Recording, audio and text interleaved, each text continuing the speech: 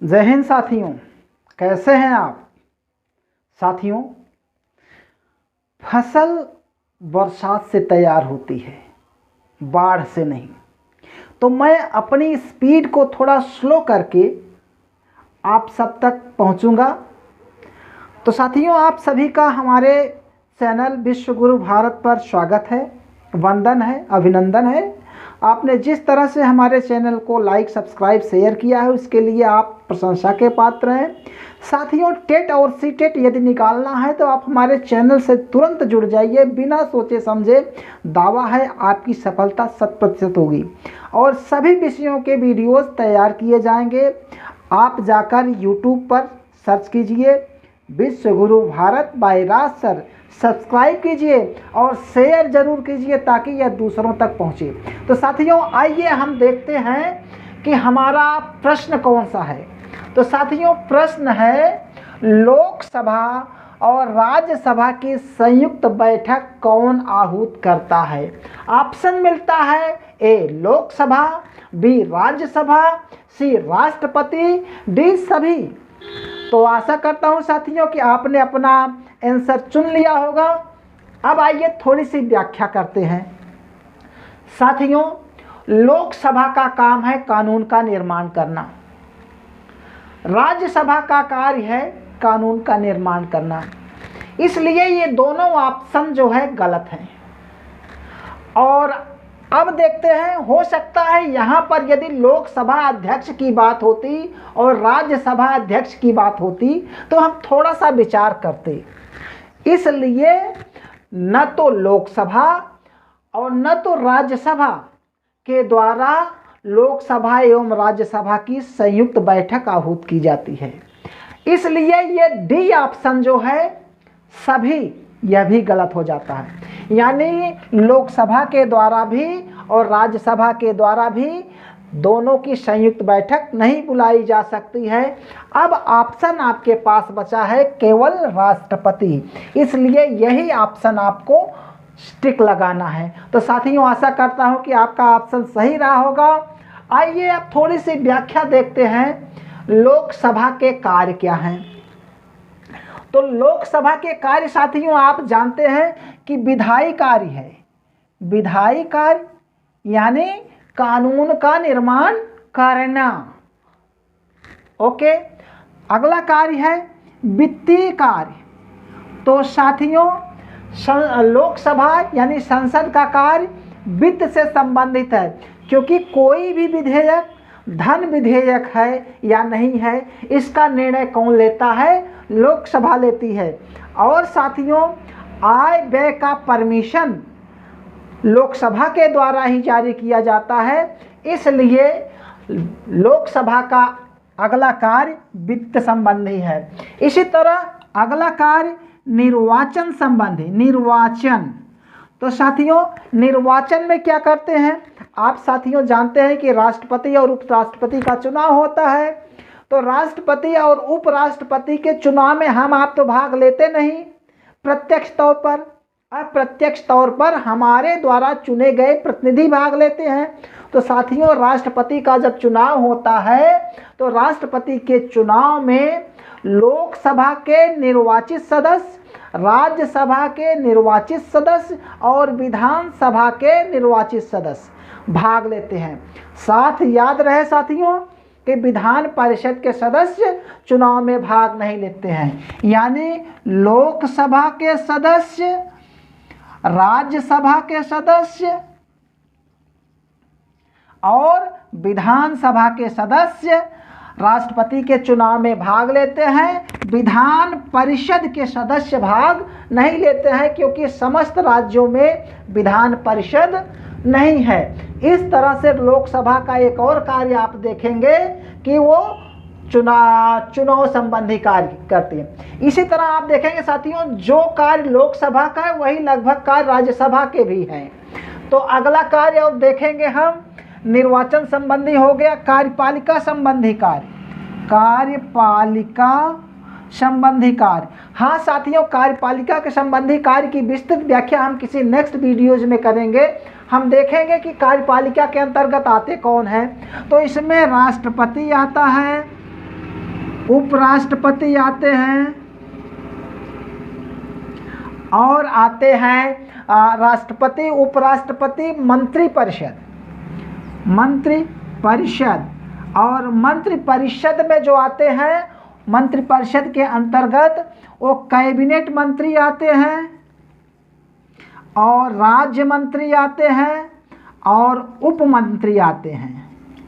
तो इस तरह से आपने देखा कि कार्यपालिका भी संबंधित शक्ति भी लोकसभा राज्यसभा के पास है। तो इसी तरह एक कार्य और है लोकसभा का, न्यायिक कार्य। न्यायिक, साथियों ध्यान रहे कि जब कभी भी राष्ट्रपति और उपराष्ट्रपति अपने कार्य का निर्वहन सही तरीके से नहीं करते हैं और लोकसभा को यह पता चल जाता है, यानी संसद को, कि कानून सम्मत कार्य नहीं किया जा रहा है, तो लोकसभा राज्यसभा मिलकर के राष्ट्रपति के खिलाफ महाभियोग लाती हैं। तो इस तरह से राष्ट्रपति को उसके पद से पदच्युत कर देती हैं। इस तरह से न्यायिक कार्य भी करते हैं। तो इस तरह आपने देखा कि लोकसभा के कार्य विधायी कार्य हैं, वित्तीय कार्य हैं, निर्वाचन संबंधी कार्य हैं, कार्यपालिका संबंधी का है और न्यायिक कार्य हैं। तो इस तरह से हमने देखा कि लोकसभा राज्यसभा नहीं बुला सकते हैं, ये ऑप्शन खत्म हुआ। अब हम थोड़ी सी व्याख्या राष्ट्रपति पर करेंगे। आप जानते हैं कि राष्ट्रपति ही लोकसभा और राज्यसभा की संयुक्त बैठक को आहूत करता है। तो थोड़ा सा चर्चा हो जाए साथियों। राष्ट्रपति देश का प्रथम नागरिक होता है और साथियों राष्ट्रपति जो है प्रधानमंत्री की नियुक्ति भी करता है। साथ ही साथ अन्य मंत्रियों की नियुक्ति भी राष्ट्रपति के परामर्श के अनुसार ही की जाती है। और साथ ही साथ राष्ट्रपति जो है लोकसभा को भंग भी कर सकता है। आइए साथियों थोड़ा सा हम चर्चा करेंगे संसद पर। जो अभी आपने देखा, संसद के दो सदन होते हैं, एक होता है लोकसभा और दूसरा है राज्यसभा। हाँ साथियों, संसद के दो सदन हैं, लोकसभा राज्यसभा। बहुत इंपॉर्टेंट है साथियों। और प्रश्न की प्रकृति थोड़ा सा बदल कर पूछता है कि संसद के कितने अंग हैं। तो साथियों देखिएगा, संसद के अंग, संसद के अंग 3 हैं। एक लोकसभा, दूसरा राज्यसभा, तीसरा राष्ट्रपति। हाँ साथियों, इस तरह के प्रश्न बहुत आते हैं। यानी संसद के 2 सदन हैं, लोकसभा और राज्यसभा।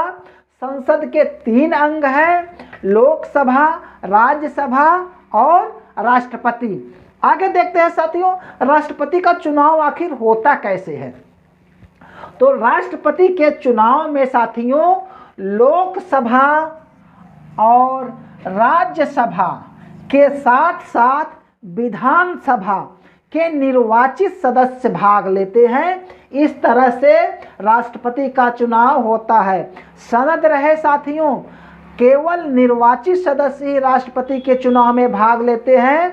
मनोनीत सदस्य जो होते हैं वे राष्ट्रपति के चुनाव में भाग नहीं लेते हैं। जिस तरह से संसद के भाग देखे आप, 2 लोकसभा राज्यसभा, उसी तरह विधानमंडल के भी 2 भाग हैं। विधान मंडल के 2 भाग हैं, एक है विधानसभा और एक है विधान परिषद। अब इसी तरह हम देखेंगे साथियों कि राष्ट्रपति बनने के लिए कुछ योग्यताएं हैं। हाँ साथियों, हम और आप थोड़े ही बन जाएंगे। अगर ऐसा होता तो सभी राष्ट्रपति बनने के लिए तैयार हो जाते। तो साथियों देखेंगे कि राष्ट्रपति बनने के लिए कौन कौन सी योग्यताएं होनी चाहिए। तो साथियों राष्ट्रपति बनने के लिए सबसे पहली शर्त है कि वह देश का नागरिक होना चाहिए, यानी भारत का नागरिक होना चाहिए। ऐसा नहीं विदेश का नागरिक हमारे यहाँ राष्ट्रपति थोड़े ही बन जाएगा। अन्य शर्त है कि उसकी उम्र कम से कम 35 साल हो और वो पागल दिवालिया ना हो। भैया पागल होगा तो देश की कमान कैसे संभालेगा। दिवालिया इसलिए ना हो कि दिवालिया अगर होगा तो पूरी धन संपदा को अपने आप लेकर हड़प कर जाएगा, भाग जाएगा विजय माल्या की तरह। और इसी तरह वह किसी लाभ के पद पर न हो, यानी वह सरकारी नौकरी में न हो। तो इस तरह साथियों हमने थोड़ा सा देखा, लोकसभा पर चर्चा की, राज्यसभा पर भी चर्चा की, राष्ट्रपति पर भी चर्चा की। तो आपका लगभग एक प्रश्न में 20 प्रश्न तैयार हुए साथियों। हाँ साथियों, अगला प्रश्न है, खाद्य श्रृंखला में सबसे उच्च स्तर का उपभोक्ता कौन है। इससे पता चलता है कि एक निम्न स्तर का होगा और एक होगा उच्च स्तर का। साथियों ये बात कंफर्म है।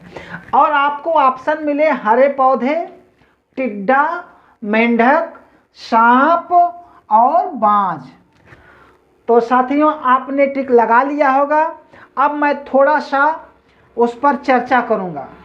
साथियों हरे पौधे जो है, हरे पौधे क्या है, उत्पादक हैं। क्या है, उत्पादक। हरे पौधे उत्पादक हैं और प्रथम पोषी हैं। प्रथम पोषी, ठीक। और हरे पौधे जो हैं वह हमेशा सूर्य के प्रकाश से अपना भोजन बनाते हैं। अब इसके बाद हम चलेंगे टिड्डा पर। तो साथियों टिड्डा क्या है, यह शाकाहारी है। टिड्डा क्या है, शाकाहारी।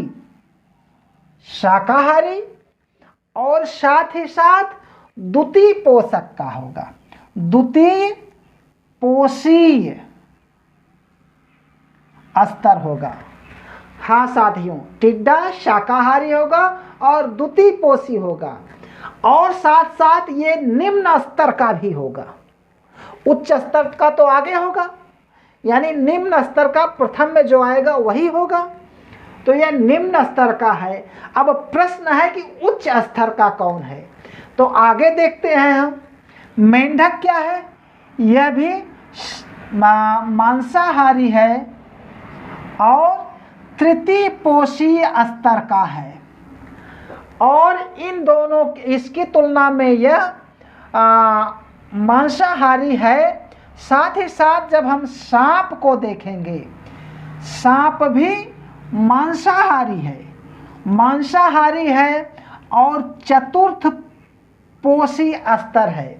लेकिन मेंढक और सांप की तुलना जब करेंगे तो ये उच्च स्तर का पोषी होगा, उच्च स्तर का मांसाहारी जानवर है। और इसके आगे देखेंगे तो बाज क्या है, यह भी मांसाहारी है, मांसाहारी है और पंचम पोषी स्तर का है। साथ ही साथ इसके आगे कोई प्रश्न भी नहीं है। तो सबसे उच्च स्तर का उपभोक्ता जो है कौन है, बाज है। साथियों ध्यान रहे कि ये टिड्डा जो है शाकाहारी पेड़ पौधों को खा लिया। अब इस टिड्डे को मेंढक ने खा लिया, मेंढक को सांप ने खा लिया, सांप को बाज ने खा लिया। तो इससे एक और प्रश्न आता है साथियों कि इससे उच्च स्तर का भी कोई मांसाहारी है या नहीं। तो साथियों बाज को भी हो सकता है कीड़े और मकोड़े खाते हों। तो चूंकि वो ऑप्शन है नहीं, इसलिए सबसे उच्च स्तर का उपभोक्ता कौन हुआ, बाज हुआ। तो साथियों प्रथम प्रकार का उपभोक्ता कौन हुआ, प्रथम प्रकार का उपभोक्ता आपका ये टिड्डा हुआ। प्रथम प्रकार का, ये तो अपना पौधा, हरे पौधे अपना भोजन को खुद निर्माण करते हैं। प्रथम प्रकार का उपभोक्ता यह हुआ, द्वितीय प्रकार का मेंढक हुआ और तृतीय प्रकार का उपभोक्ता सांप हुआ, चतुर्थ प्रकार का उपभोक्ता बाज हुआ। और बाज को भी अगर कीड़े मकोड़े खाते हैं तो पंचम प्रकार का उपभोक्ता ये हो जाएगा। तो इस तरह आपने साथियों देखा कि खाद्य श्रृंखला में सबसे उच्च स्तर का उपभोक्ता बाज है और सबसे निम्न स्तर का उपभोक्ता जो है टिड्डा है। हाँ, अगला प्रश्न है साथियों, रेड डाटा बुक किससे संबंधित है? रेड डाटा बुक साथियों, रेड से पता चल गया कि खतरनाक चीज है, खतरे की घंटी बज गई है। तो साथियों इसमें ऑप्शन आपका मिला है संकटापन्न जीव जंतुओं से, जल प्रदूषण से, वायु प्रदूषण से, सभी से। तो आप अपना टिक लगाइए। अब साथियों हम सोच रहे हैं कि इसकी थोड़ी सी व्याख्या हो जाए। रेड डाटा बुक हमने बताया कि संकटापन्न जीव जंतु से। तो साथियों इसका एक मतलब है कि खतरे के निशान पर जब होगा तो वही संकटापन्न होगा, और संकटापन्न का मतलब ऐसे जीवों से है साथियों जो विलुप्ति के कगार पर है। तो सरकार के द्वारा इसका संरक्षण कर लिया जाता है, और संरक्षण जब किया जाता है तो रेड डाटा बुक को दो भागों में रख दिया जाता है। एक गुलाबी पृष्ठ होता है और एक जो है ग्रीन पृष्ठ होता है। तो साथियों गुलाबी पृष्ठ में संकटापन्न जंतुओं को प्रदर्शित कर दिया जाता है जो विलुप्ति के कगार पर हैं, जिनकी संख्या न के बराबर होती जा रही है। जब गुलाबी पन्ने पर रख दिया जाता है जिन जंतुओं को संकटापन्न हो जाते हैं, और जब सरकार के द्वारा उनको संरक्षण दिया जाता है और उनकी संख्या पालन पोषण करके बढ़ाई जाती है, तो ऐसे जीवों की संख्या जब बढ़ जाती है तो ग्रीन पृष्ठ पर रख दिया जाता है। इस तरह से गुलाबी पृष्ठ जो होता है वह संकटापन्न जीवों की पृष्ठ मानी जाती है, और ग्रीन यानी हरियाली वाली उसमें संख्या बढ़ जाती है। इस तरह से रेड डाटा बुक जो है संकटापन्न जीव जंतुओं से है। इसी के साथ आप सभी साथियों को मेरा सादर नमन।